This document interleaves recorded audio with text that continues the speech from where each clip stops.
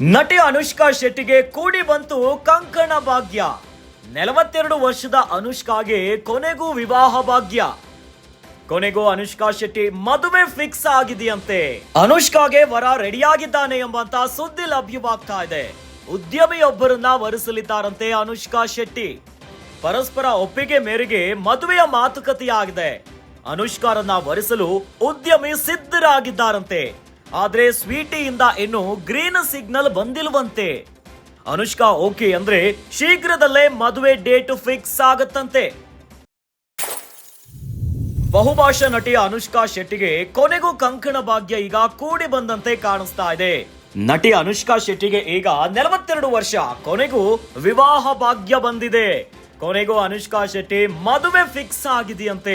ಈ ಕುರಿತಂತೆ ಸುದ್ದಿ ಲಭ್ಯವಾಗ್ತಾ ಇದೆ. ಅನುಷ್ಕಾ ಶೆಟ್ಟಿ ಕೊನೆಗೂ ಮದುವೆಗೆ ರೆಡಿ ಆಗಿದ್ದಾರೆ. ಉದ್ಯಮಿಯೊಬ್ಬರನ್ನ ವರಿಸಲಿದ್ದಾರಂತೆ ಅನುಷ್ಕಾ ಶೆಟ್ಟಿ.